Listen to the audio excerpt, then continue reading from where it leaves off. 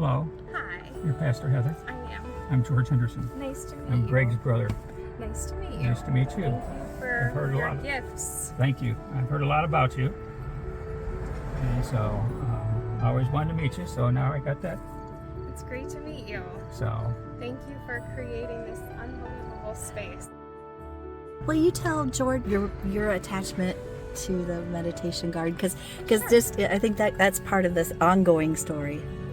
So when I first interviewed for the job back in 2020, I came to the meditation garden to pray before my very first interview and sat in the garden. I have actually one of my favorite pictures is like snapping a picture in that space. And so it was dedicated in the year that I first started going to Congregational UCC on my dad's birthday. really? And so I have this, like when I saw the rock in the garden, I was just blown away because I thought, oh my goodness, like there's just, it's a kind of a double connection for me for a bunch of reasons, but it is my absolute favorite space. Thank you.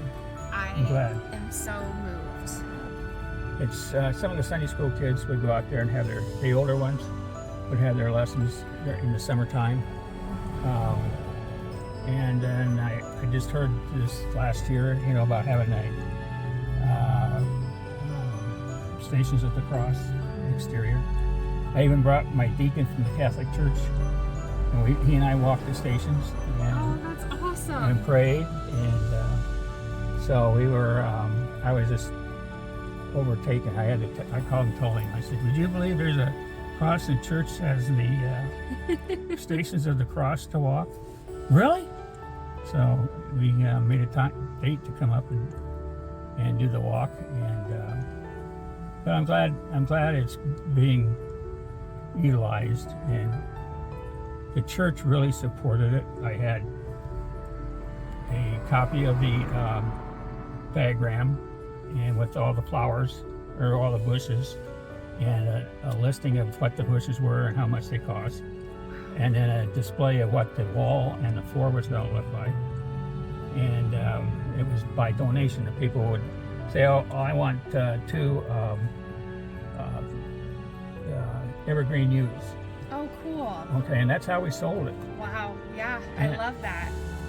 there was two guys that I can't forget that helped me so much building the garden. Besides me, Steve Carl and I, and then there was Walter Vogel and Jack Ray, and there was a few other people helping. Steve Schoenbein. Yeah, Steve would come. I talked Steve into making the benches. I said, "Steve Carl designed this, and I don't want anything done until he gets here," because Steve worked for Gayle Nursery on the east end of town, and he went to school to be a horticulturist and an architect, or landscape designer.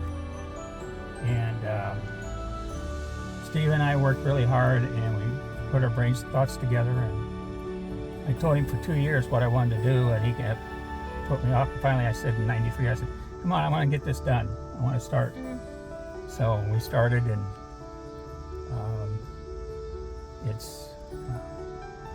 I'm glad it's how it is.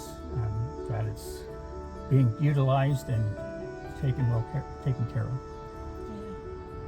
I'm just glad people get to use it. So, Thank you for your vision and your commitment. thank you, Will. That combination Thank you. makes a world of difference. What do you think about people that have visions like you did? What advice would you give them? If they have something on their mind and on their heart, they need to do what they can to see it fulfilled.